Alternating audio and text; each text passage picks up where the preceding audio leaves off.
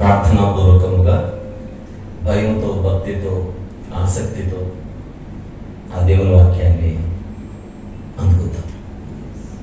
అందరూ రెడీ నవ్వ ప్రార్థించండి.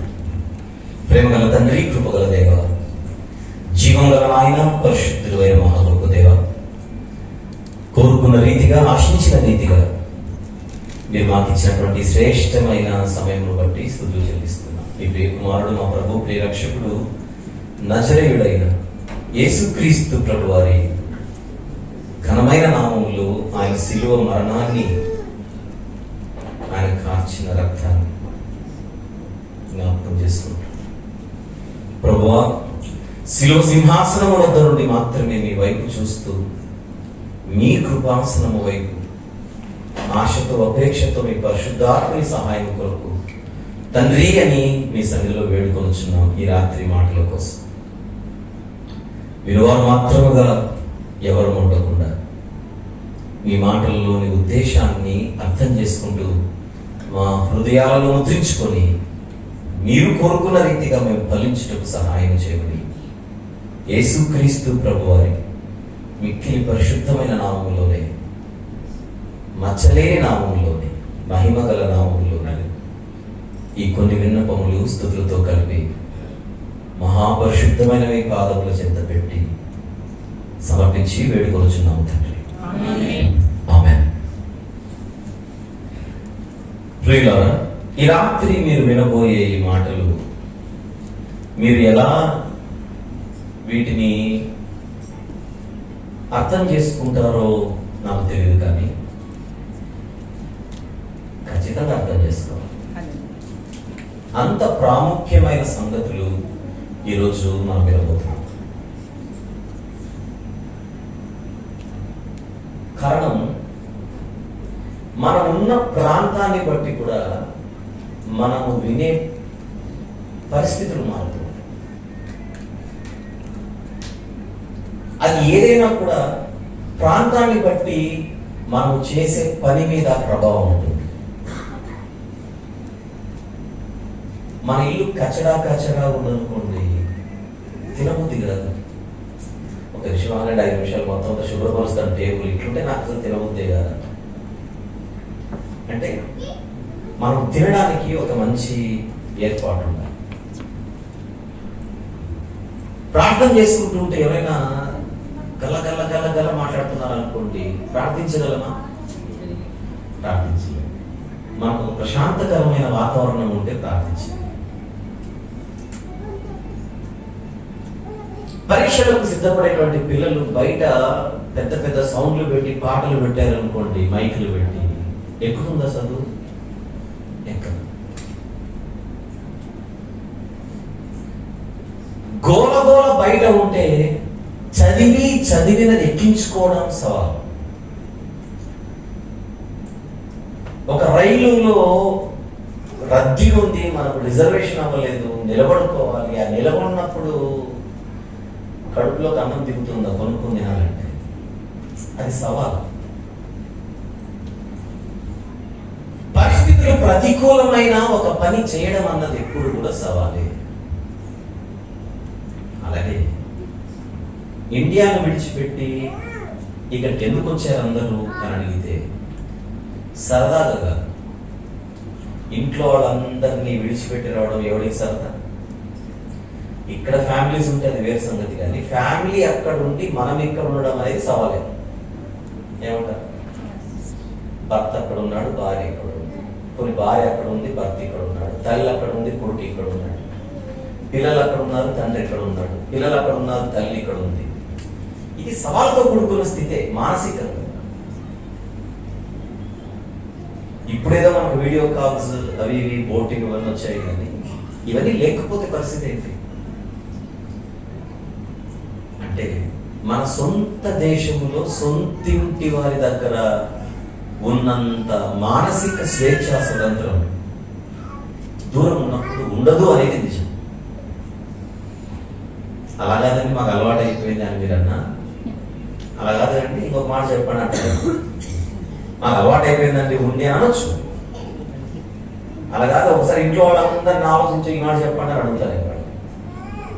ఏ తల్లికైనా ఏ తండ్రికైనా కడుపును పుట్టిన పిల్లలకు దూరం ఉండాలనే ఆశలు ఉంటాయి చెప్పండి.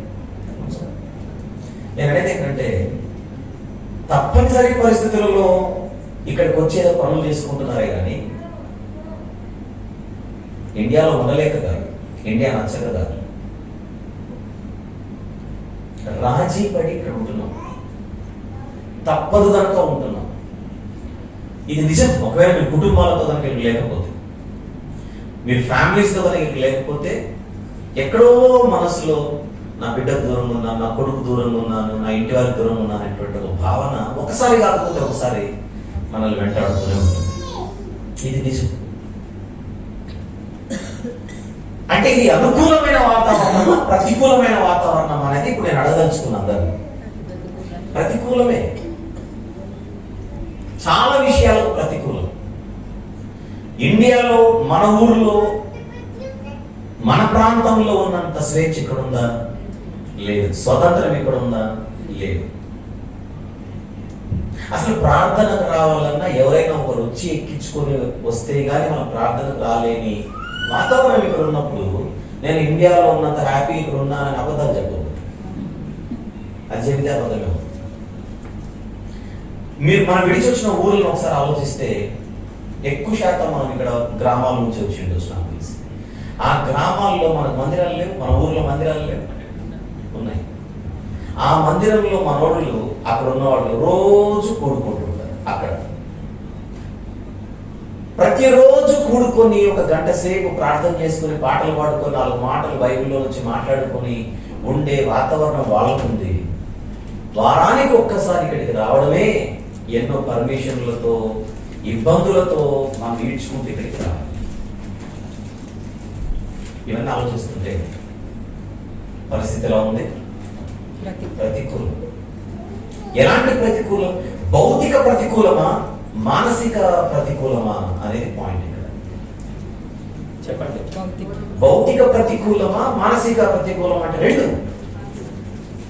మీ బాధ టెన్షన్ అని పక్కన పెట్టి అవి ఎప్పుడు ఉంటాయి పోయేంత వరకు. మీరు ఈ కండిషన్ ఓకే అంటే నేను ముందుకెళ్తాను. డీల్ కుదిరినట్టేగా. స్టార్ట్. ఎవరు ఎవరికి ఆధారం, అది మన అంశం.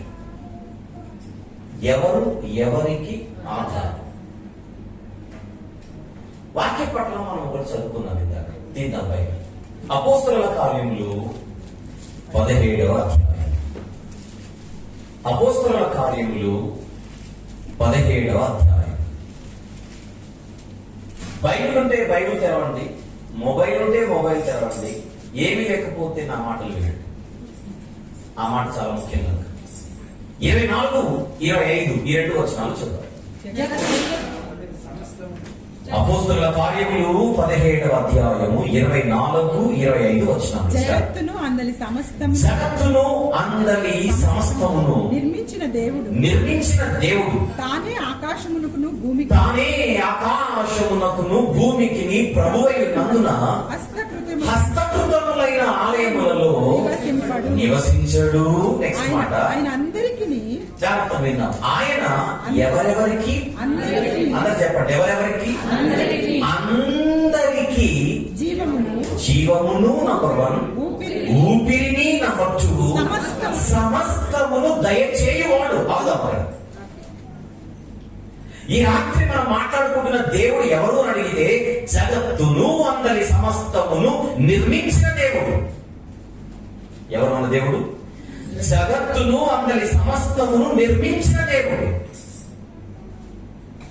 ఎమిరేట్స్ అంటేనే నిర్మాణ రంగం,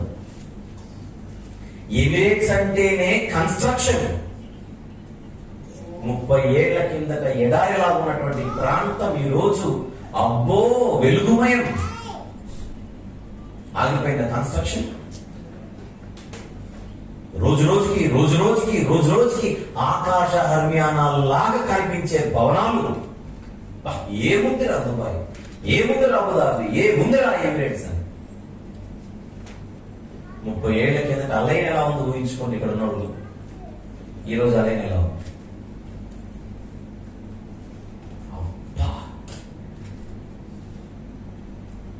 ఈ యుఏఈ ప్రాంతాన్ని పరిపాలించే పరిపాలకులు ఎంత గొప్పవారు అని అభినందించకుండా ఎవరు ఉండలేదు.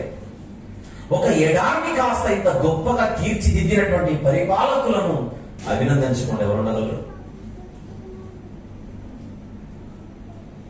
కొన్ని దేశాల ఉద్యోగ అవకాశాలు దొరకకపోతే ఎమిరేట్స్ వైపు చూస్తున్నారు అని అంటే ఇది గొప్పదే. అందుకే ఇక్కడున్న పరిపాలకుల గురించి ఆలోచిస్తే ఎంత గొప్పోళ్ళు అన్న భావం వస్తుంది. ఈ భూమి మీద కొన్ని పనులు చూస్తున్నప్పుడు ఆ పనుల వెనుక ఉన్నటువంటి హస్తాలను అభినందించి కూడా ఉండలేకపోతున్నాను.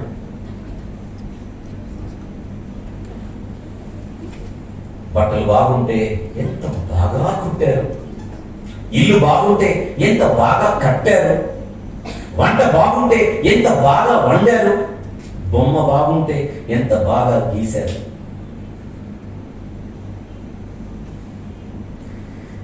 ఒక మనిషిని చూసినప్పుడు మనము అబ్బా అద్భుతం, గొప్పోడు అని మనము ప్రశంసిస్తూ ఉంటాం.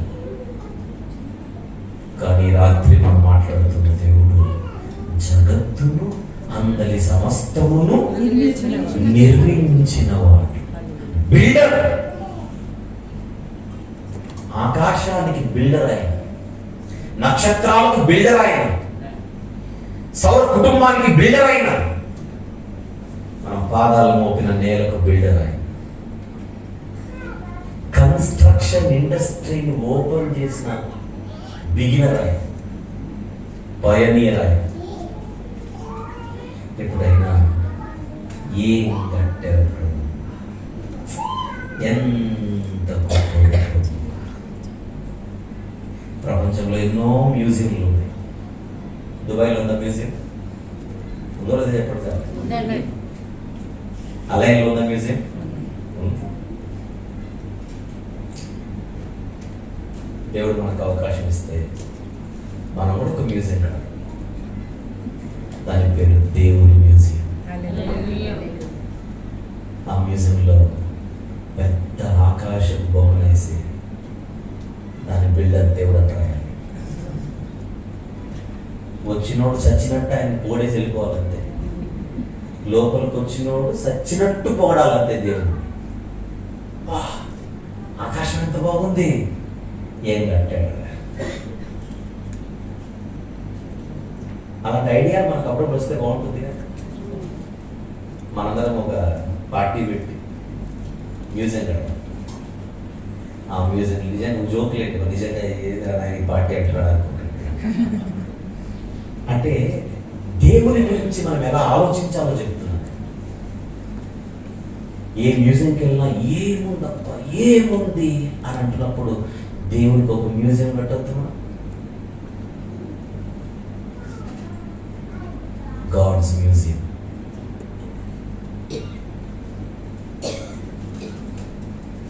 మిమ్మల్ని ఏం క్యాచ్ చేయమంటున్నానంటే, ఆఫ్టర్ ఆల్ మనుషులను 24 గంటలు పొగిడే అలవాటున్న మనము ఇక మీదట దానికంటే దాటి ఆలోచించడం మొదలు పెట్టాలి.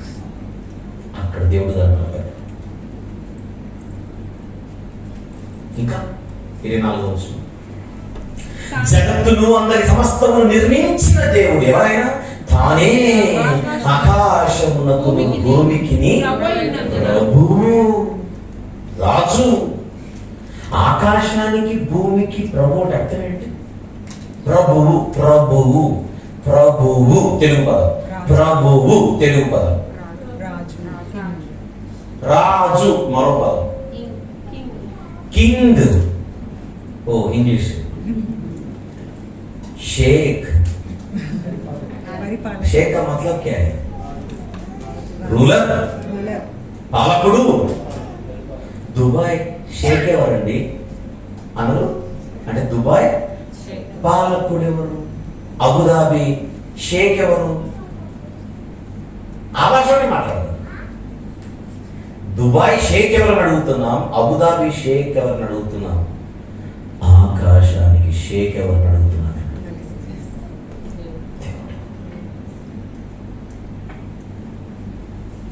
గుర్తుకు రావట్లా మనకు దేవుడు. ఎందుకంటే మనము 365 రోజులు సమస్యలు సమస్యలు సమస్యలు సమస్యలు, అప్పులు, డబ్బులు, తిప్పలు. మన ప్రపంచం అదే అయిపోయింది. మన ప్రపంచం ఏమైపోయిందంటే 24 గంటలు టెన్షన్లతో బతుకుతున్నాం. టెన్షన్ లేని రోజు లేదు. పడుకుంటే నిద్ర రాదు, నిద్ర వచ్చి వెళ్ళిపోస్తే మళ్ళీ నిద్ర రాదు. కడుపు నింపుకోవడానికి తిండి తింటామే కానీ తిండిని ఆస్వాదించట్లా. టెన్షన్లు లేవా చెప్పండి, ఉన్నమాట చెప్పండి. ఇక్కడ ఉన్న వాళ్ళకి ఉన్నాయి లేవా చెప్పండి. మీరు లేదు అని అంటే నేను టెల్లింగ్ లైస్ అని అడుగుతాను. అబద్ధం అది. దీనివల్ల మనం ఏం నష్టపోతున్నామో చెప్పనా? చూడాల్సిన దేవుణ్ణి చూడలేకపోతున్నాం. చూడాల్సిన దేవుణ్ణి చూడలేకపోతున్నాం. కొంతమంది ఆఫీసులో ఉన్న టెన్షన్లన్నీ ఇంటికి తెచ్చుకుంటారు బ్యాగ్లో పెట్టుకుని. అలవాటు ఉంటుంది చూడండి కొంతమందికి. ఆఫీస్లో బాసుతో వాళ్ళతో ఉన్న టెన్షన్లన్నీ ఏం చేస్తారు? ఆ పర్సులోనో హ్యాండ్ బ్యాగ్లో పెట్టుకుని వచ్చేస్తారు, లేకపోతే ఒక బ్యాగ్లో తగిలించుకొని వస్తారు. దాంట్లో నష్టం ఏంటో చెప్పిన, కళ్ళ ముందు కన్నబిడ్డ కనపడుతున్న బిడ్డతో ఆడుకోలేని పరిస్థితి. ఎందుకు? ఆ బాసు గుర్తొస్తున్నాడు దుర్మార్గం. అంటే ఆఫీస్లో ఉన్న టెన్షన్ ఇంటికి తెచ్చుకుంటే నష్టం ఉందా లేదా అంటే ఉంది. ఏంటది? కళ్ళ ముందు కన్నబిడ్డలు ఆడుకుంటున్న ఆస్వాదించలేని పరిస్థితి. ఈరోజు మనము దేవునిని ఆస్వాదించలేకపోతున్నాం. ఈ మాట ఎంతమందికి అర్థమైందో లేదో నాకు అర్థం కావట్లేదు. యెహోవా ఉత్తముడని ఏం చేయాలంటే రుచి రుచి రుచి రుచి చూడాలి. దేవుణ్ణి రుచి చూడటం ఏంటి? ఎవరైనా డౌట్ రా? తేనెను రుచి చూడొచ్చు, అన్నాన్ని రుచి చూడొచ్చు, ఆహారాన్ని రుచి చూడొచ్చు, జ్యూస్లను రుచి చూడొచ్చు, ఖర్జూరాలను రుచి చూడొచ్చు. కానీ దేవుణ్ణి టేస్ట్ చేయాలట మనిషి. దేవుణ్ణి ఏం చేయాలి? టేస్ట్ చేయాలి. మీరు నమ్మరు, నేను రోజు టేస్ట్ చేస్తాను. నా పనే అది, నా దునియానే అది, నా బతుకే అది. నేను మనిషినే కనుక నాకు టెన్షన్లు ఉంటాయి, నాకు సమస్యలు ఉంటాయి. కానీ అవి ఎక్కించుకో. సమస్యలు లేనోడు ఎవడు లేడు. ఆరోగ్య సమస్యలు ఉంటాయి, ఆర్థిక సమస్యలు ఉంటాయి, కుటుంబ సమస్యలు ఉంటాయి, 1వ తారీఖు వస్తే ఆ సమస్యలు ఉంటాయి, అన్నీ ఉంటాయి. కానీ ఎందుకు అవి నాకు ఎక్కవు? సమస్యలు ఉంటాయి, ఎక్కవు. ఎందుకో చెప్పనా? నేను దేవుణ్ణి ఎక్కించుకోలేదు. ఇది నిజం. మీరు నమ్మాలి, మీరు నమ్మాలి. అందుకే లోకంలో ఏది చూస్తున్నా నాకు అక్కడ నుంచి మళ్ళీ దేవుడిని ఆలోచించడం మొదలు పెడతా. జబ్బు ఒకటి స్టార్ట్ అయింది నాకు, ఒక రోగం స్టార్ట్ అయింది నాకు. ఆ రోగం పేరేంటో చెప్పనా? దేవుడు అనే రోగం. ఆ జబ్బు పేరేంటో చెప్పనా? దేవుడు అనే జబ్బు. ఎవరైనా ఒకటి ఏదైనా చెబుతున్నారు, ఏదో చూపిస్తున్నారు, ఏదో చూస్తున్నాను అనుకోండి, అక్కడ నుంచి దేవుడిని ఆలోచించడం నాకు వాక్యాన్ని బట్టి అలవాటైన జబ్బు అది.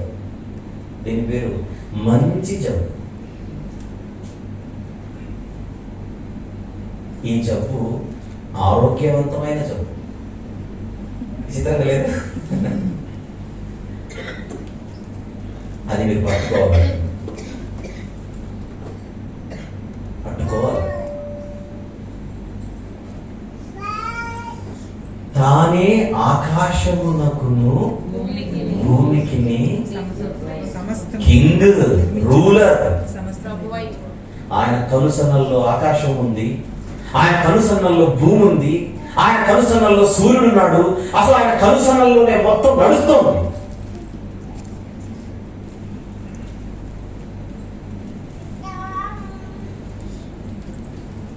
ఎంఆర్ఓ మనకు క్లోజ్ అనుకోండి, ఎంత లేదన్నా 6 నెలల్లో 6 మందికైనా చెప్తాం ఎంఆర్ఓ నాకు చాలా క్లోజ్.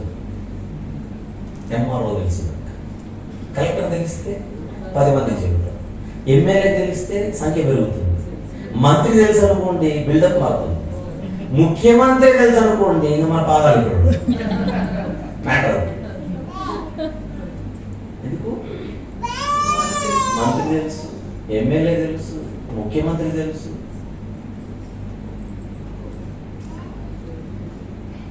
మనం ఏం చెప్పాలో చెప్పనా? నాకు దేవుడు తెలుసు అని చెప్పి చావట్లేదు. ఇది కాదు. ఇక్కడ విషయం చెప్పనా, నాకు దేవుడే తెలుసు కాదు. అదేముంది, దేవునికి నేను తెలుసు. ఎమ్మెల్యే గారి దగ్గరికి మన పేరు మనం ఓటేసింది నా పేరు చెప్పండి, మీ ఓటు ఎవరికి ఓటేసామో ఆ మనిషికి మనం తెలియదు. ఎవరికి చేయి కొడతామో ఆ మనిషికి మనం తెలియదు. ఎవరి జెండా ఎత్తుకొని తిరుగుతామో ఆ వ్యక్తికి మనం తెలియదు. ఎవరినైతే అభిమానించి మన చొక్కాలు చించుకుంటామో ఆ వ్యక్తికి మనకు తెలియదు. కానీ ఈ విశ్వమంతటిని నడిపించే రారాజుకు నేను తెలుసు, నా పేరు తెలుసు, నా ఊరు తెలుసు. నేనంటూ కాలర్ ఎగిరేస్తే ఏం చెప్పాలో చెప్పను. ఎవరికైనా సృష్టికర్త నేను తెలుసు అని చెప్పాలి. అది చెప్పాలి.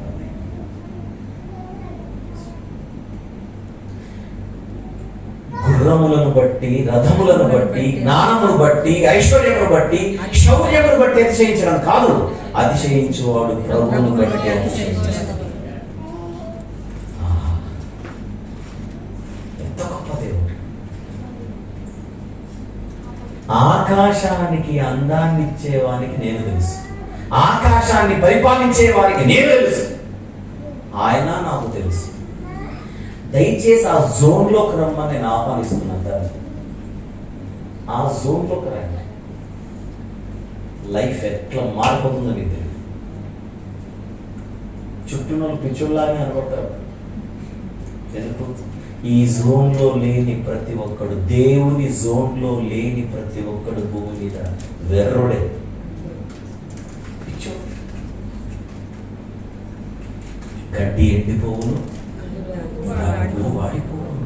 ఎండిపోయే వాటి కోసం, వాడిపోయే వాటి కోసం పరుగులెత్తుతూ అదే ప్రపంచం అనుకునేవాడు పిచ్చోడు కాకపోతే ఎలా?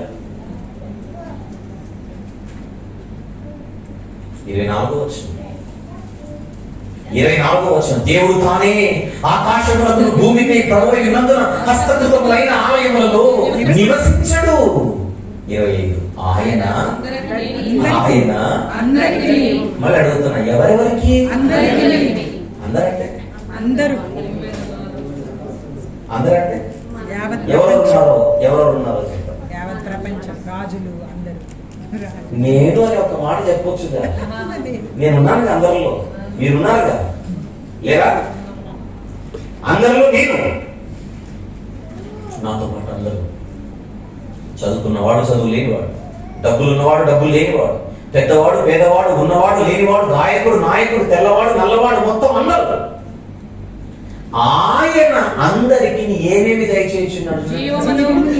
జీవమా, జీవమును, ఊపిరిని, సమస్తమును ఆయన దయచేయుచున్నాడు. దేని? జీవము అంటే ప్రాణం. నా పిల్లలంటే నాకు ప్రాణం అంటాం. అందరూ ఎక్కువ చెప్పలేదు, అదే ఫైనల్ వర్డ్. నా పిల్లలంటే నాకు ప్రాణం అని మనం ప్రాణం అనే పదాన్ని వాడుతూ అంత ఇష్టమని చెప్పడానికి వాడుతున్నాం. ఈ ప్రాణం, ఆ ప్రాణాన్ని ఇచ్చుచున్నది దేవుడు. జీవదాత, ప్రాణదాత. మనకు ప్రాణం అనే పదం మాట్లాడుకునేటప్పుడు పెద్ద వెయిట్ అనిపించదు, కానీ ఆ ప్రాణం పోయేటప్పుడు తెలుస్తుంది దాని విలువ. అన్ని బాగున్నప్పుడు ప్రాణం విలువ తెలుస్తుంది. డాక్టర్ 4 రోజులు అన్నాడు అనుకోండి, అప్పుడు తెలుస్తుంది ప్రాణం. ప్రాణం పోతేనే ప్రాణం విలువ తెలుస్తుంది.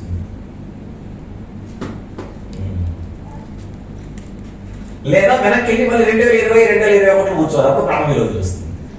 అర్థమైందా లేదు? ముఖ్యాంశాలు మరోసారి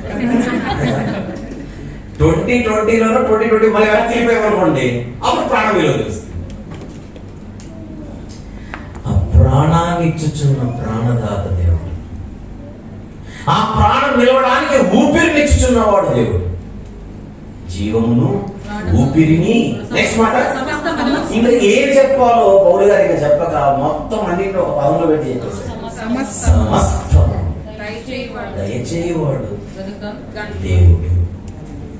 దేవుడు ఎవరు? దయచేయువాడు. చెప్పండి, దేవుడు ఎవరు? దయచేయువాడు. దేవుడు ఎవరు? దయచేయువాడు. నాకైనా నీకైనా ఎవరికైనా అన్నిటినీ అనుగ్రహించుచున్నవాడే దేవుడు. అక్కడే ఆగండి ఆ వచనాన్ని. అలానే కిందికి అలా వచ్చి 28వ వచనం చెప్పండి. అదే అధ్యాయం 28వ వచనం. మళ్ళీ అక్కడికి వచ్చేద్దాం. మనము ఆయన యందు, ఆయన అంటే దేవుడు, మనము ఆయన యందు బ్రతుకుచున్నాము, మనము ఆయన యందు చలించుచున్నాము, మనము ఆయన యందు ఉనికి కలిగి ఉన్నాము.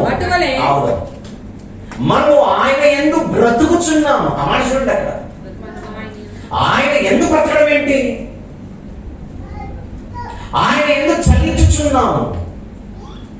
ఈ భాష మనకు అర్థం కావాలి. తెలుగు వస్తే సరిపోదు. రోజు ఒక అధ్యాయం చదువుకున్న ఆమె అంటే దేవుడు ఎట్లా అర్థమవుతాడు?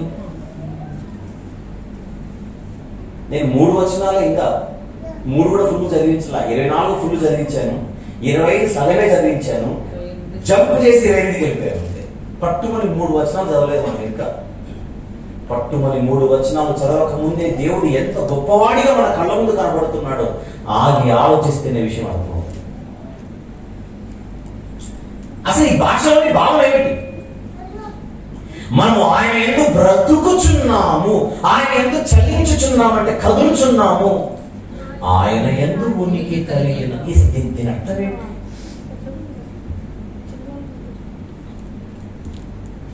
నా చేతిలో మైక్ ఉంది. అందరు నన్నే చూడండి. నా చేతిలో మైక్ ఉంది. ఉందా? ఎక్కడ ఉంది? ఇక్కడ ఎందుకు ఉంది? నేను పట్టుకున్నాను కనుక. ఎంతసేపు ఉంటుంది ఇలా? నేను ఎంతసేపు పట్టుకుంటే అంతసేపు. వదిలితే పడిపోతుంది. ఎంతసేపట్లో పడిపోతుంది? నేను వదిలినా ఎంతసేపటికి పడుతుంది? వెంటనే. గంట పట్టుకుంటే గంట ఉంటుంది. గంట పట్టుకుంటా వదిలేను అనుకోండి, ఈ మనిషి ఎంతసేపు పట్టుకున్నాడు కదా, కాస్త నేను కూడా ట్రై చేద్దాం అనుకోదు, పడిపోవడమే. ఒక రోజంతా పట్టుకున్నాను అనుకోండి, రోజంతా పట్టుకున్నాడు, లీవ్ ఇద్దాం అనుకోదు, పడిపోతున్నాడు. అంటే నేను అనేవాడిని లేకపోతే ఇది కలిపోయింది. నేను అనేవాడిని పట్టుకోకపోతే ఇది ఇక్కడ లేదు. ఇప్పుడు దీనికి ఆధారం ఎవరో చెప్పండి. నేను, నా చెయ్యి. గాలిలో గాలిపటం డ్యాన్స్ వేస్తుంటాం. ఆహా, నేను డ్యాన్స్ వేస్తున్నాను దాని ఫీలింగ్. కానీ మనకు కనిపించని ఒక సన్నటి దారం అలా పట్టుకుంటే అక్కడున్న దారం ఏంటో చెప్పనా? ఆ పటానికి దారమే ఆధారం. నేను బ్రేక్ డాన్సులు బాగా వేస్తున్నాను కానీ గాలిపటం దారాన్ని కట్ చేసుకుంది అనుకోండి, ఎవరు వచ్చి కాసి ఇంకెవరు చూడదు, కనపడదు. గాలిపటం అక్కడ ఉండాలంటే దారం ఆధారం. మైక్ ఇందాక ఇక్కడ నేను పట్టుకున్నప్పుడు అక్కడ ఉండాలంటే నేను ఆధారం. మనమందరం ఇలా ఉండాలంటే దేవుడే ఆధారం. మనము ఆయన యందు బ్రతుకుచున్నామన్న మాటలోని ఉద్దేశం ఏంటో చెప్పనా? ఆయన మనలందరిలా పట్టుకున్నాడు. ఆయన పట్టుకున్నాడు కనుక మనం బ్రతుకుతున్నాం. ఆయన పట్టుకున్నాడు కనుక కదులుచున్నాం. ఆయన పట్టుకున్నాడు కనుక ఉనికి కలిగి విశ్వం. ఇది విశ్వం అనుకోండి, ఇది విశ్వం అనుకోండి. మొత్తం విశ్వం అంటే తెలుసు కదా, ఏమన్నారు? ఓ, యూనివర్స్. యూనివర్స్ అంటే ఏంటో చెప్పండి. విశ్వం. ప్రపంచం. సూర్య చంద్ర నక్షత్రాలతో కోటాను కోట్ల నక్షత్ర మండలాలన్నీ కలిగి ఉన్నటువంటి విశ్వం ఆయన పట్టుకున్నాడు. ఇంకా విశ్వం అలా ఉంది. విశ్వం ఏంటో చెప్పనా? ఆయన చేతిలోని టిష్యూ పేపర్. తెలుసా మీకు? విశ్వం అంటే ఏంటో చెప్పనా? ఆయన చేతిలోని టిష్యూ పేపర్. వదిలితే పడిపో. విశ్వం కోల్పోతే ఇంకా మన దిక్కేంటో చెప్పాలి. అంటే మనం ఎక్కడ బతుకుతున్నామో మనకు తెలియాలి. బైబిల్ నిజంగా మనము దేవుని గ్రంథం అని నమ్మితే, బైబిల్ని మనము 1% సీరియస్గా తీసుకున్నాం. ఎంత పర్సెంట్? 1% సీరియస్గా తీసుకున్నా అక్కడ రాయబడిన మాటలు ఈ రాత్రి మనకు అర్థం కాదు. విషయం ఏంటంటే పట్టుకున్న టిష్యూ గుర్తించట్లే. అది బాధ్యత. ఇది గురించి కాదు, మన గురించి మాట్లాడుతుంది. ఆకాశ మహాకాశములు సహితం ఆయనను పట్టజాలరు. ఎంతమంది నమ్ముతున్నారు మనం ఆయనను బ్రతుకుచున్నాం అనే మాట? నమ్ముతున్న వాళ్ళు చేయద్దా? ఎంతమంది నమ్ముతున్నారు ఆయన ఎందుకు మనం చలించుచున్నామని? అందరు నమ్ముతున్నారు. ఎంతమంది నమ్ముతున్నారు మనం ఆయన యందు ఉనికి కలిగి ఉన్నాం? మరి నమ్మినప్పుడు మనం ఆయన హత్తుకొని బతుకొద్దు, వదిలేసి బతుకుతాం. దీనివల్ల ఏం జరుగుతుందో చెప్పిన నష్టం. మనకు జీవితంలో జరుగుతున్న నష్టం ఏంటో చెప్పిన నష్టం పేరు చెప్పిన దేవుడు. ఏంటి దేవుడు నష్టం అంటున్నారు? దేవుడు నష్టం కాదు, దేవునిని మనము హత్తుకోలేకపోవడం నష్టమే. దేవునిని మనం పట్టుకోలేకపోవడం నష్టమే. దేవునితో మనము స్నేహం చేయలేకపోవడం నష్టమే. దేవునితో మనం సహవాసము చేయలేకపోవడం నష్టమే.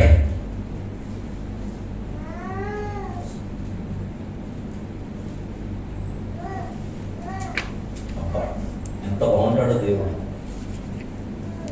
మీరు ఆలోచించండి, సృష్టి ఇంత బాగున్నప్పుడు సృష్టికర్త ఎంత బాగుంటాడో ఆలోచించండి.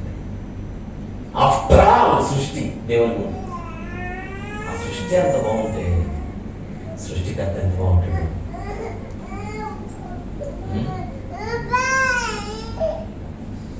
పాపం ఎందుకు ఏడుస్తుందంటే మీకు అర్థం కావట్లేదు. దేవుని గురించి చెప్తుంటే అది భాష ట్రాన్స్లేట్ చేస్తున్నాను.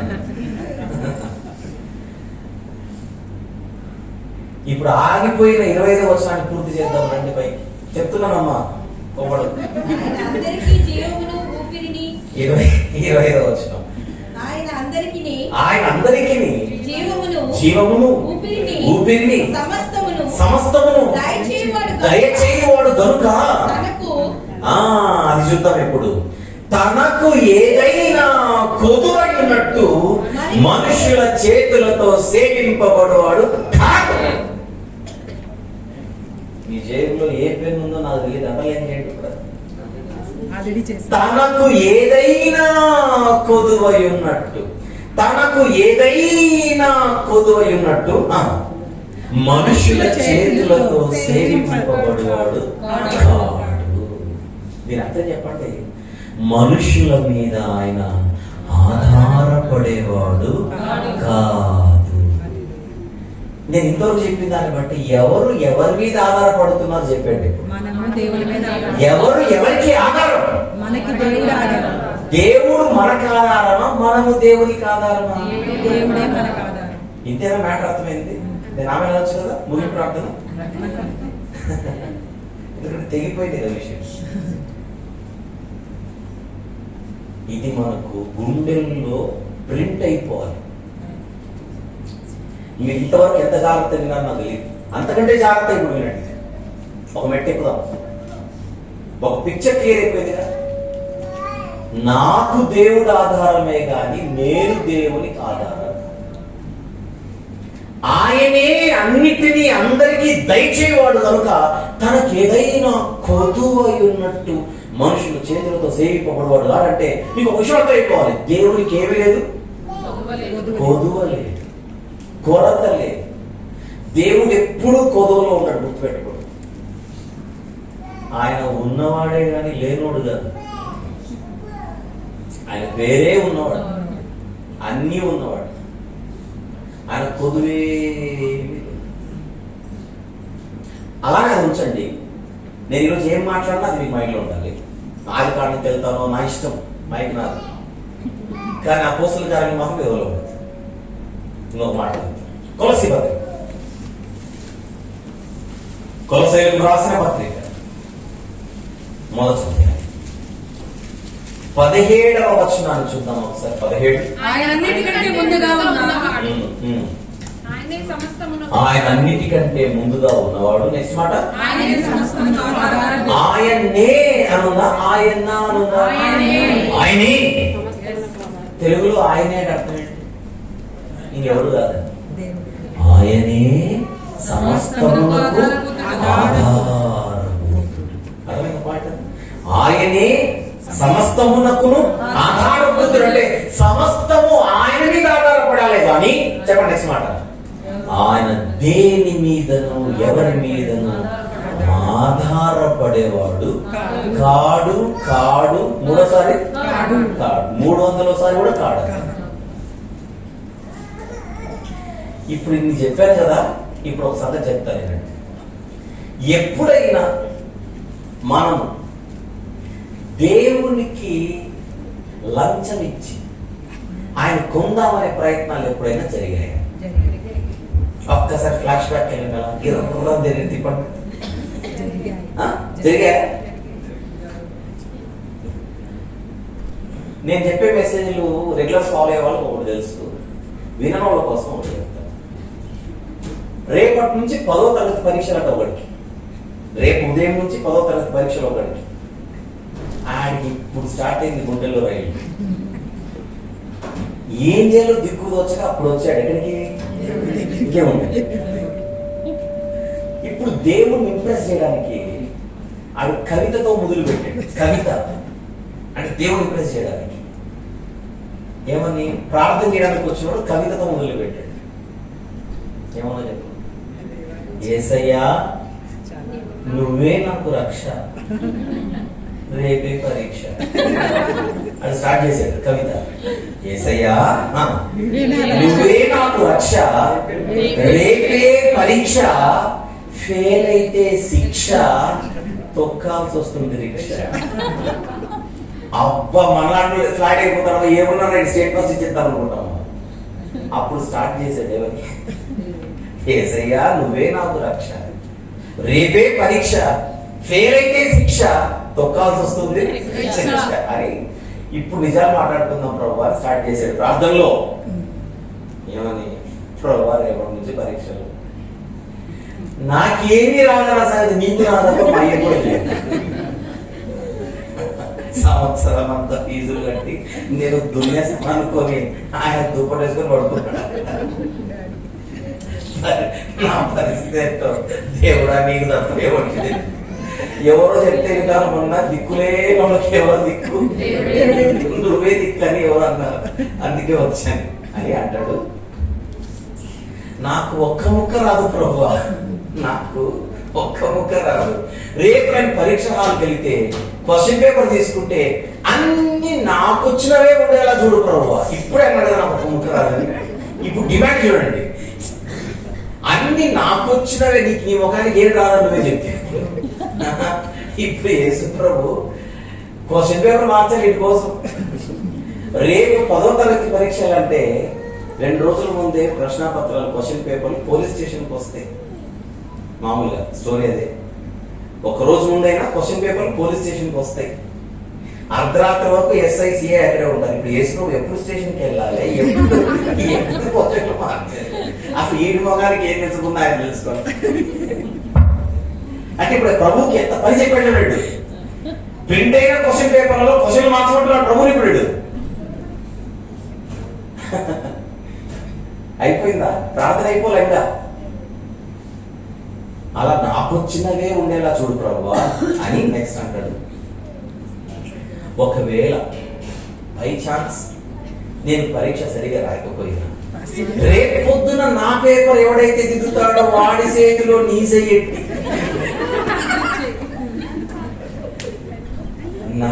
నా పేపర్ నువ్వు దిద్దుకోవడం. ఇలాంటి ప్రార్థన మీరు విన్నారా? చేశారు కూడా. కేవలం స్తోత్రం.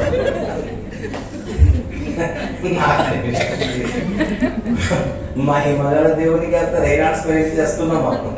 మహిమగల దేవునికి బాల్ పెన్ ఇవ్వడమా? ఏం చేయాలంట? నా పేపర్ రేపు పొద్దున నువ్వు ఇంత రిస్క్ చేసుకోవడం నిజంగానే రిస్క్ చేశాడు వీడి కోసం. ఆ లాస్ట్ లో ఉంటాడు, అలా కనుక నన్ను పరీక్షల్లో పాస్ చేస్తే 10వ తరగతిలో 116 మీకే ప్రభావం.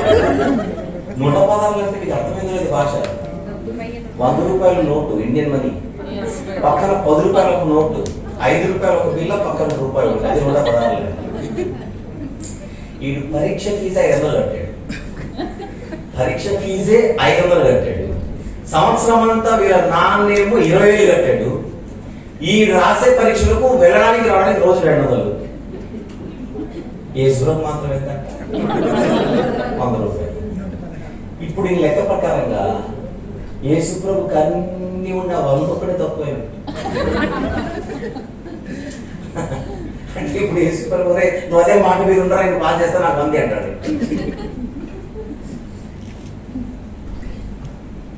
తనకు ఏదైనాను కొదువై ఉన్నట్టు మనుషుల చేతులతో సేవింపబడుతున్నాడు. ఈ జస్ట్ ఎగ్జాంపుల్ చెప్పా, సీన్ నుంచి అటు పక్కన పెట్టండి. మనం అలా ఎన్నిసార్లు దేవుడు కొనేద్దామని పిచ్చి పిచ్చి ప్లాన్లు చేయలేదు.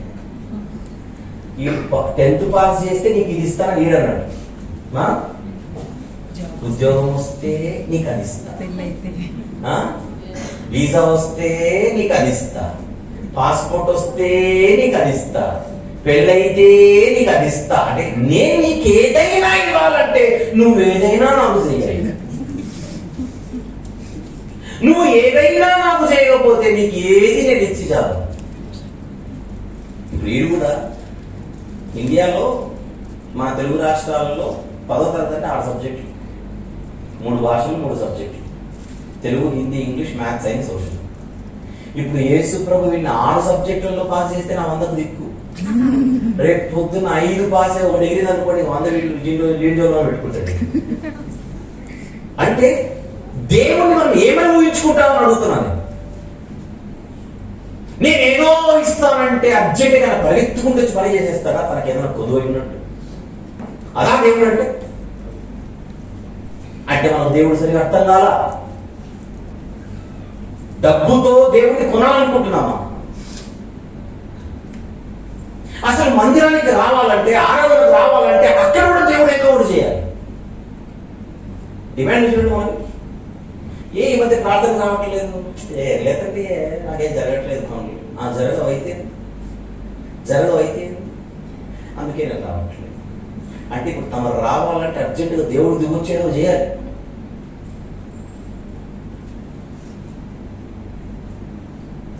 అందరితో వచ్చి అందరితో కలిసి దేవుణ్ణి ఆరాధించడానికి కూడా డిమాండ్లు పెడుతున్నామంటే అసలు మనం భక్తులమేనా? మనలో ఉండేది భక్తే.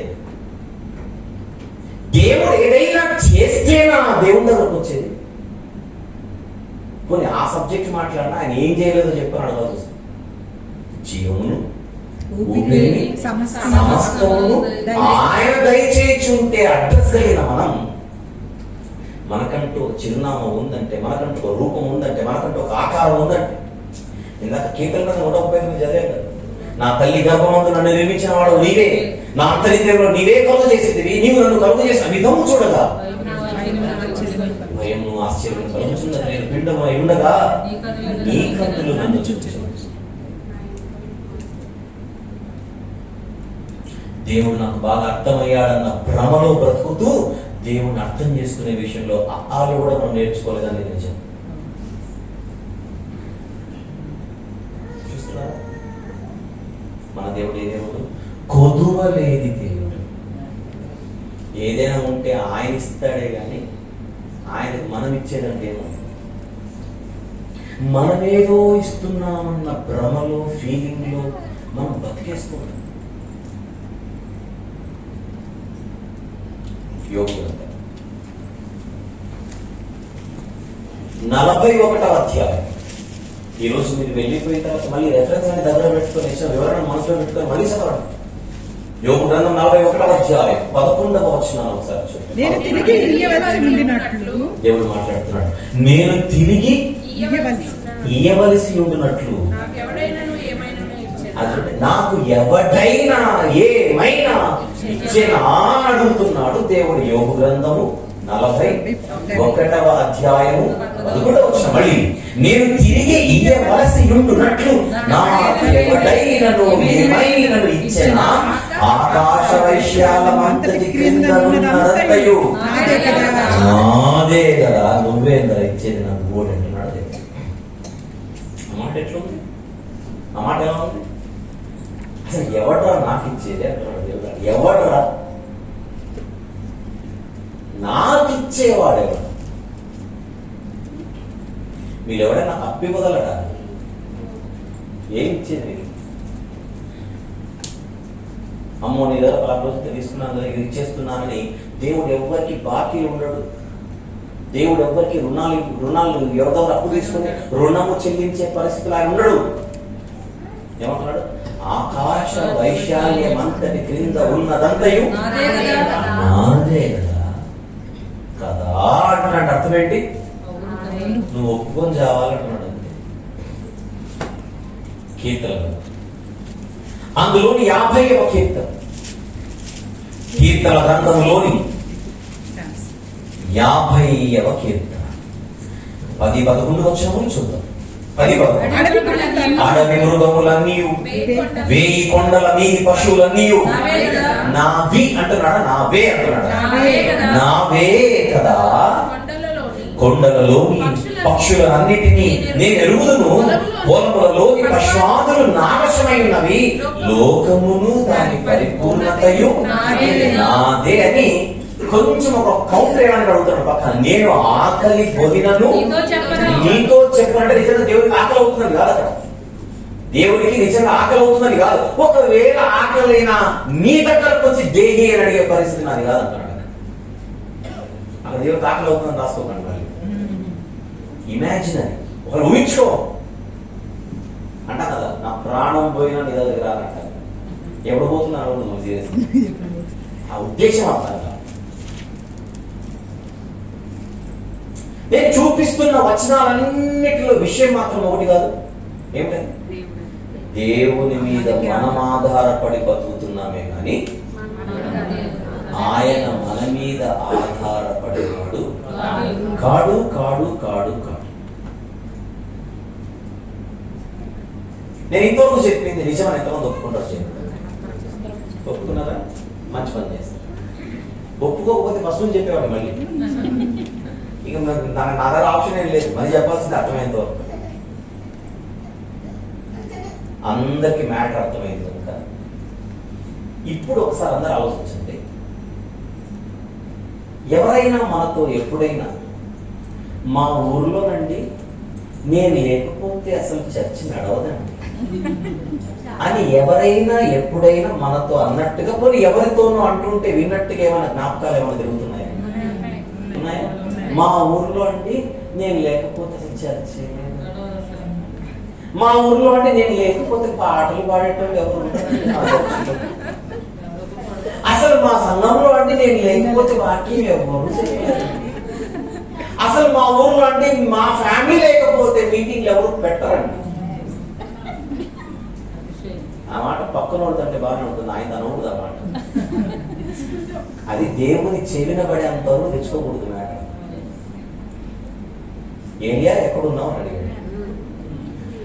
అహాబు యెజెబెలుని ప్రవక్తలను చంపుతుంటే నేను ఒక్కడిని మాత్రమే నీ కోసం రోషం కలిగి ఉన్నాను ప్రభు అనేసరికి నేను ఒక్కడిని అనేసరికి దేవుడు ఆపేశాడు.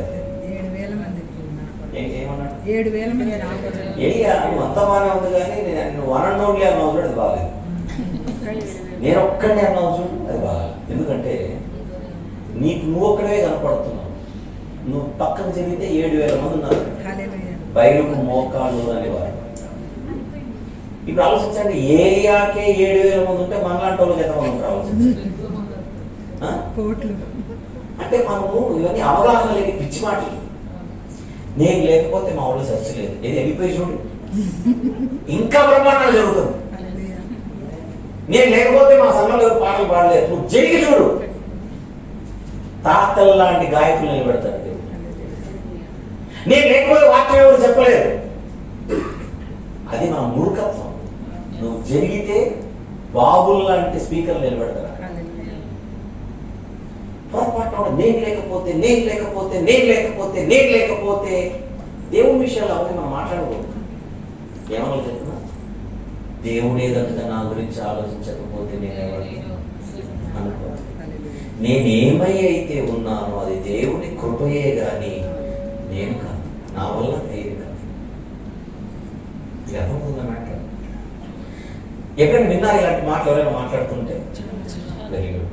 రెండో మాట, మనం కూడా అన్నాం అనలేదు. పోలే, నేను మైక్ ఆఫ్ చేస్తాను, అరగంట మీరు ఆలోచించండి.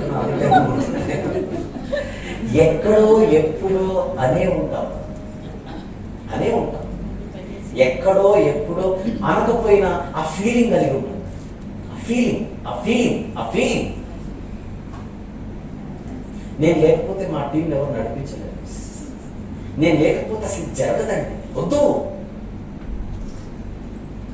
కాకులతో ఆహారం పంపించిన హిస్టరీ అయింది, గాడిద చేత వాక్యం చెప్పించిన హిస్టరీ అయింది. మీరు ఊరుకుంటే రాళ్ళు కేకలేస్తాయి, మీ ఇష్టం అన్నాడు యేసుప్రభు. అక్కడ రాళ్ళ అబ్రహాము మాకు తండ్రిని ఓ గొప్పలు చెప్పకట్టి ఆయన అనుకుంటే రాళ్ల వలన అబ్రహాముకి ఏం పుట్టిస్తారు? నువ్వు చెయ్యెత్తు సముద్రం చీలిపోతుంది అన్నాడు మోషేతో. ఈయన చెయ్యెత్తి సముద్రం చీల్చుకున్నాడు, మన రెడీ చేద్దాం, ట్రై చేద్దాం.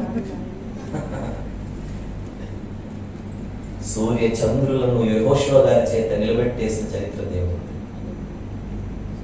గొలియాత్ అనే ఒక రాక్షసుని చంటోడి చేత ఫస్ట్ రౌండ్ లో ఫస్ట్ షాట్ కే పడగొట్టిన చరిత్ర అయింది. చెప్పండి, ఎవరి కాదా?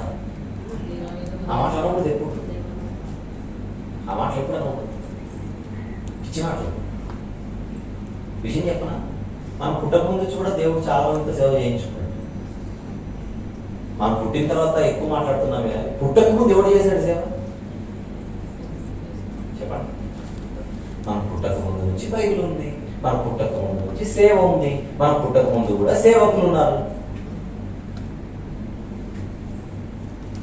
కనానులోనికి ప్రవేశించడానికి మోషే మీద ఆధారపడాలి.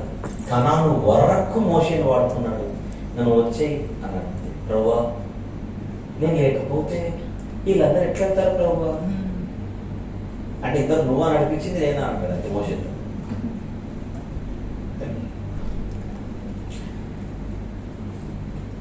తనకేదైనను కొదువై ఉన్నట్టు ఆయన మనుషుల చేత సేవింపబడేవాడు.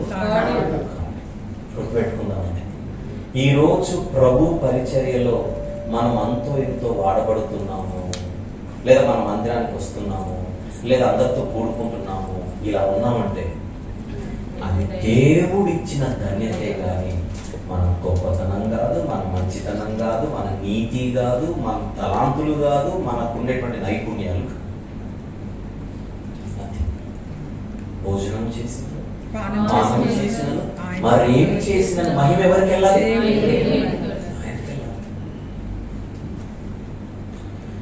ఈరోజు పాటలు బాగా పాడుతున్నాను అని ఎవరైనా అనుకున్నప్పుడు, బాగా ప్రాక్టీస్ చేసావా? బాగా ప్రాక్టీస్ చేసావు, అసలు ఇంత కష్టపడి ఇక్కడ వరకు వచ్చానకూడదు. దేవుడిచ్చిన తలాంతును నేను వాడుకోవడానికి దేవుడు కృప చూపాడు. ఆ గాత్రాన్ని దేవుడు ఇచ్చాడు, స్వరాన్ని దేవుడు ఇచ్చాడు, పాడగలిగే శక్తిని దేవుడు ఇచ్చాడు, వాక్యం చెప్పడానికి దేవుడు కృపనిచ్చాడు, నడిపింపులు ఇచ్చాడు. 100 మార్కులకు నువ్వు దేవునికి ఎన్ని వేస్తావు అని అడిగితే ఎన్ని వేయాలి? 100కు 100 ఆయనకి ఇవ్వాలి అని ఒకటి వేసుకోకూడదు జోకులు. మన ఫీలింగ్ ఏముంటుంది? 99 దేవుడికి ఇచ్చాను, ఒకటం నేను వేసుకుంటాను మనం అనుకుంటాం. 99 ఆయనకి ఇవ్వడం వల్ల కాదు సంతోషించాల్సిందే, ఆ ఒక్కటి దొంగలించినందుకు బాధపడాలి. 100కు 100 ఎవరికి వెళ్ళాలి?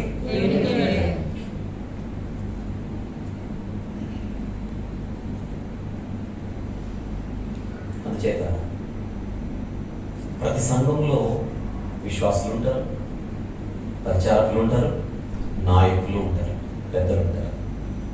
విశ్వాసులైనా, పరిచారకులైనా, నాయకులైనా, కాపరులైనా అందరూ నన్ను దేవుడు ఇక్కడ ఉంచాడు అనే పాయింట్ దగ్గర ఆగాలి, కానీ నేను కష్టపడి అని ఎక్కకూడదు.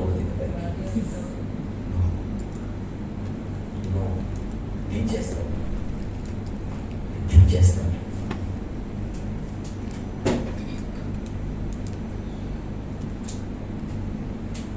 ఎమిరేట్స్కి వచ్చిన తర్వాత ఎవరికి తెలియదు. ఇక్కడ సగం మందికి ఇక్కడ పరిచయాలు ఏర్పడ్డాయి, అక్కడేం కాదు. పరిచయాలు ఇక్కడ ఏర్పడ్డాయి, సహవాసం ఇక్కడ ఏర్పడింది. ఇక్కడికి మనం వచ్చాము, ఇక్కడ మనం కూర్చున్నామంటే దేవుడు మనకిచ్చిన అనుకూలత ఇది. దేశం కాని దేశములు ఆయనను ఆరాధించడానికి దేవుడిచ్చిన అనుకూలత, దేవుడిచ్చిన అనుకూలత, దేవుడిచ్చిన అనుకూలత. ఎమిరేట్స్ కోసం మనం ప్రార్థన చేయాలి. ఎందుకో చెప్పునా? ప్రభువా, ఈ అనుకూలతను మరింత పెంచండి.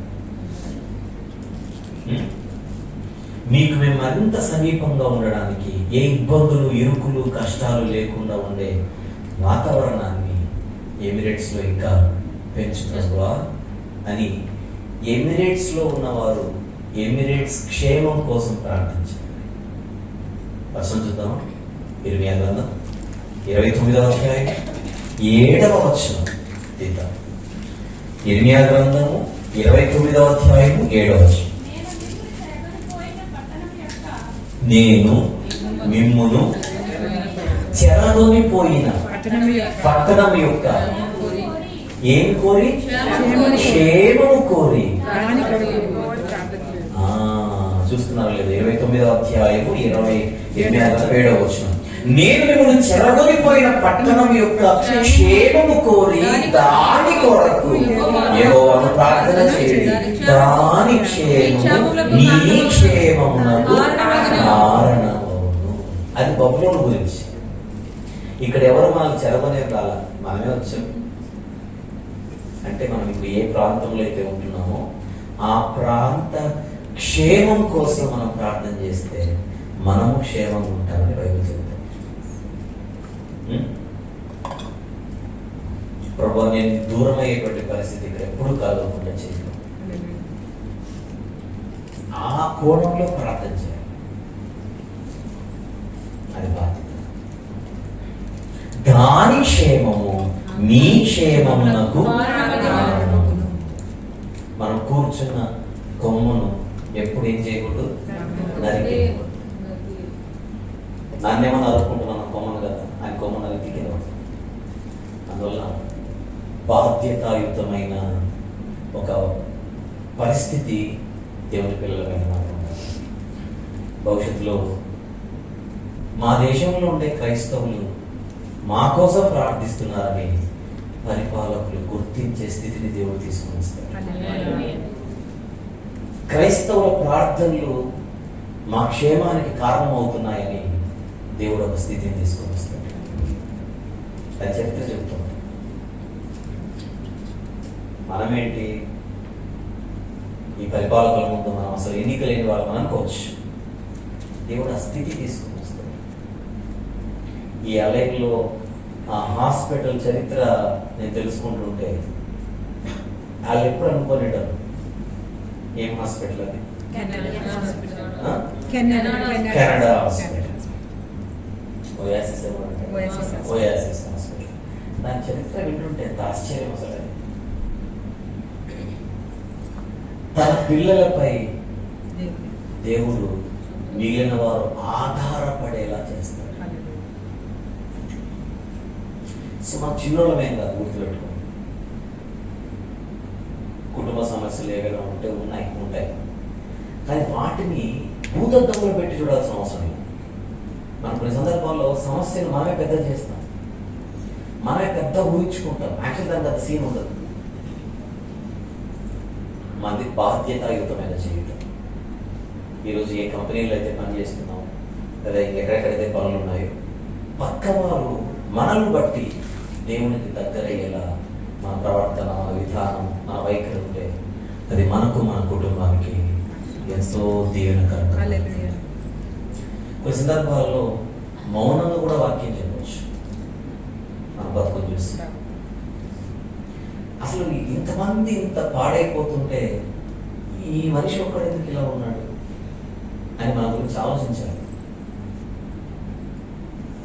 పొద్దున వాళ్ళు అడగారు, మనం ఇచ్చే సమాధానాన్ని చూసి వాళ్ళు దేవుని మహిమపరచాలి. మనుషులు మీ సత్క్రియలను చూసి పరలోకమందున మీ తండ్రిని మహిమపరచినట్లు వారి ఎదుట మీ వెలుగును అవకాశం ఉంది. డబ్బులు సంపాదించడానికి నేను ఎమిరేట్స్కి వచ్చానని మాత్రం ఎవరు ఫీల్ అవ్వకండి. అది ఒక కారణం మాత్రమే. కానీ ఎమిరేట్స్ లో దేవునికి మహిమ తీసుకొని రావడానికి దేవుడు మిమ్మల్ని అందరినీ ఇక్కడ నడిపించాడు. ఇది మొదటి కారణం. నా పరిస్థితి బట్టి ఇక్కడికి వచ్చానుకోకండి. ఇక్కడ దేవునికి మహిమ తీసుకొని రావడానికి దేవుడు నన్ను నడిపించాడు. ఎందుకు అనుకోకూడదు? 6 నెలలు ఇక్కడ ఉన్న 6 నెలలలో మన ఇంపాక్ట్ అక్కడ పడాలి. ఒక్కరి మీదనే ఆలోచించండి. ఇక్కడ మీరు ఎంతకాలం ఉంటారని కదా క్వశ్చన్. ఆ ఉన్నంత కాలం మన వలన పక్కవారిపై పడిన ప్రభావం ఏంటి అంటే, తనకు ప్రాతినిధ్యం వహించడానికి దేవుడే మనకు అవకాశం ఇచ్చాడు. ఇది ఎంత ధన్యత, ఎంత భాగ్యం. లైట్ వెలుగుతూ ఉంటుంది. ఆ వెలుగు మన మీద పడుతుందా లేదా? వెలిగితే పడుతుంది, వెలకపోతే పడదు. క్రైస్తవులారా, లోకమందు మీరు మనం వెలుగుతుంటే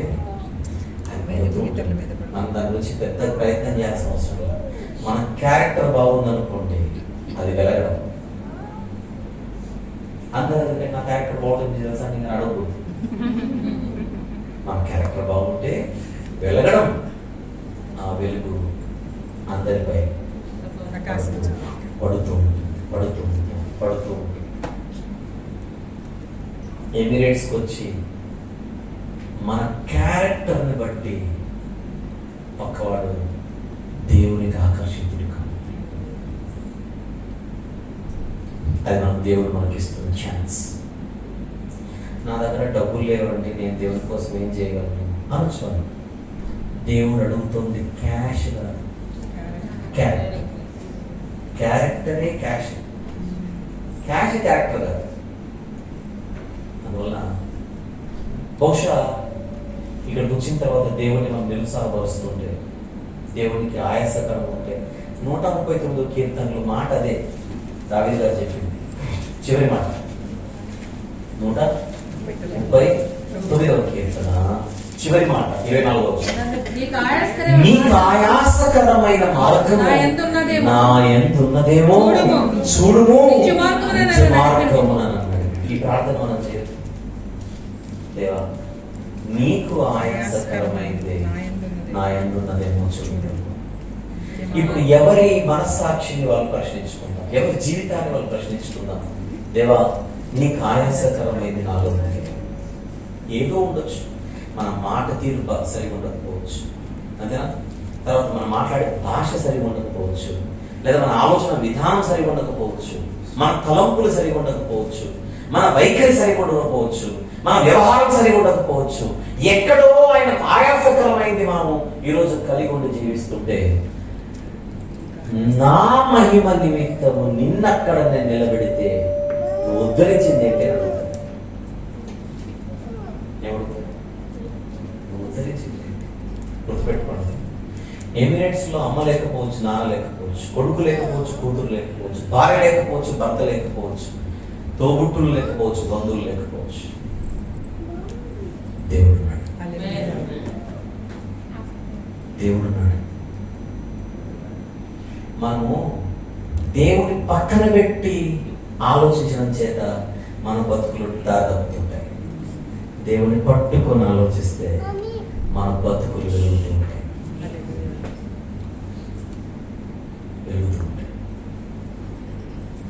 ఒక 2 నెలల క్రితం హైదరాబాద్ నుంచి నేను ఒరిస్సా బార్డర్, శ్రీకాకుళం జిల్లా బార్డర్ అంటే ఒరిస్సా, అక్కడికి వెళ్ళాను. వెళ్ళేసరికి హైదరాబాద్ నుంచి ఎప్పుడో బయలుదేరాను.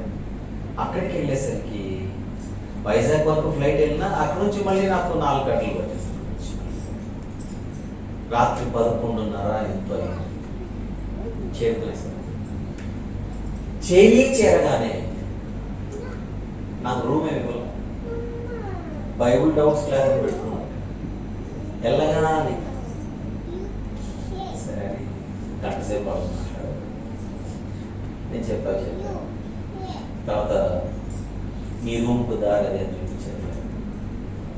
వెళ్ళిన తర్వాత మోకాళ్ళలోకి ప్రార్థనకు అలా తలదించితే నాకు వచ్చిన ఫస్ట్ ఫీలింగ్, ప్రభు ఈ బార్డర్లో మా ఇంట్లో ఉన్న వాళ్ళు ఎవరు లేరు కదా ప్రభు అనే ఫీలింగ్ నాకు లేకుండా, హైదరాబాద్లో ఉన్నప్పుడు నాతో ఉన్న దేవా ఇప్పుడు ఒరిస్సాలో కూడా నాతో ఉన్నావు, నీకు స్తోత్రం అని పరవశించి దేవుని స్తుతించాను.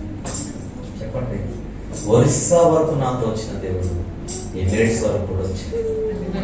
మీతో దేవుడు ఉన్నాడు. అందుచేత ఆ దేవుడిని పట్టుకొని జీవితాం.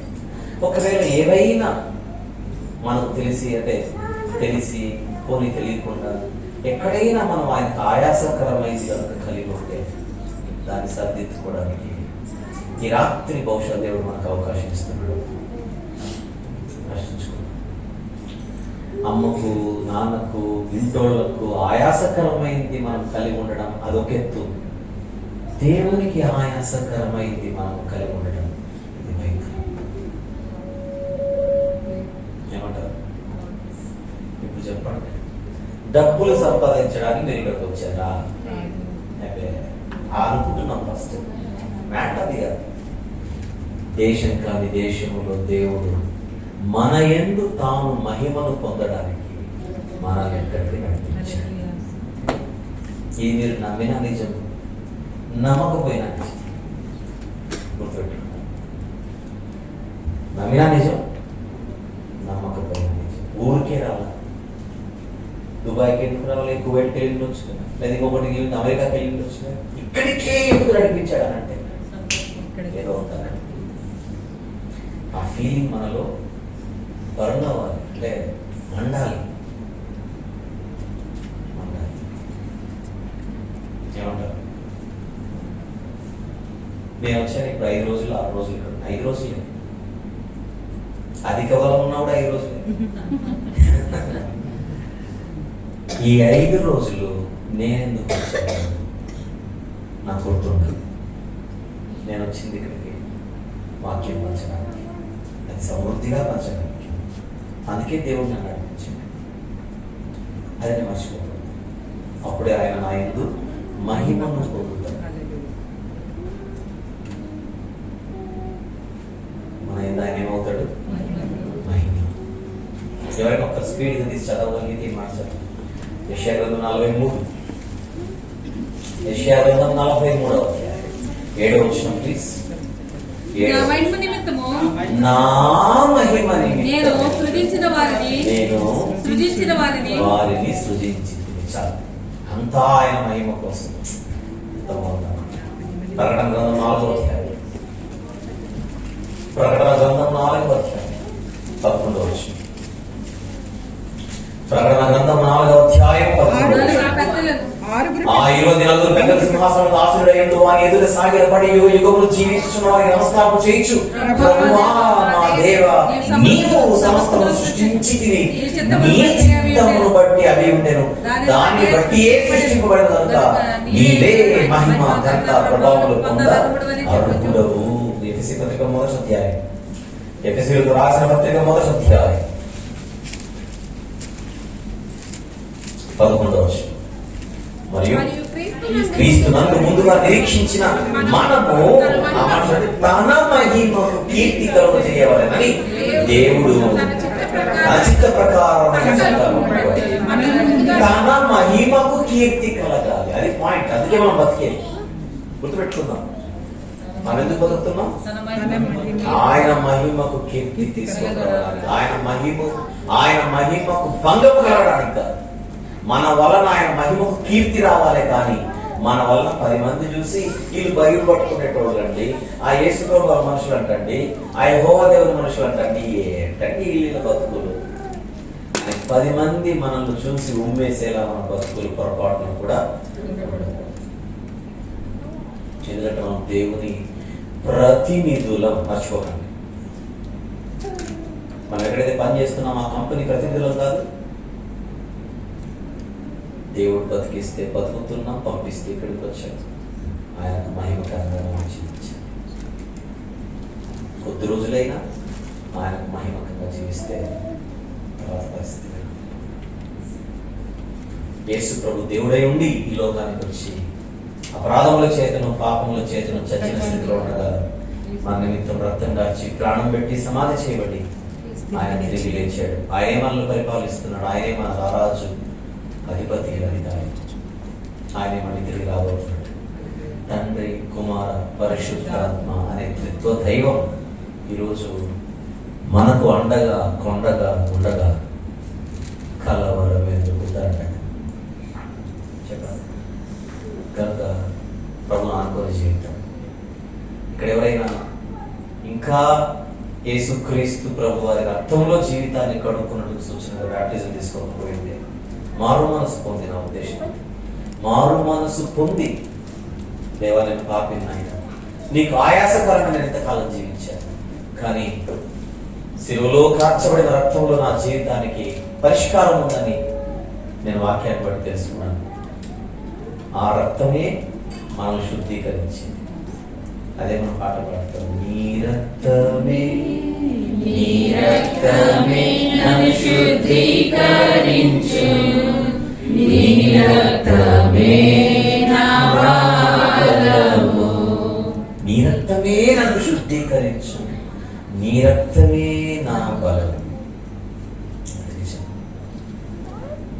అందువల్ల ఎవరైనా ఇంకా మారు మనసు పొంది పాపపు మరకను కడుక్కోవడానికి యేసు ప్రభు రక్తం మాత్రమే శరణ్యం.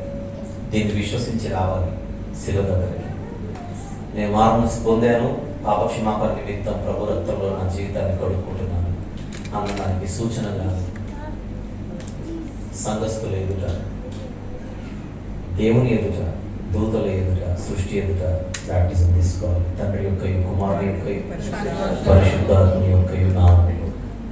అలా మీరు ఎవరైనా తీసుకోకపోయి ఉంటే ఆలోచించండి, రాత్రి ఒక మంచి నిర్ణయం తీసుకోండి. వీలైతే 18వ తారీఖున బాప్తిస్మాలు ఏర్పాటు చేయాలి, లేదా 17 సంథింగ్ మన వాళ్ళు ఆలోచన కలిగి ఉన్నారు.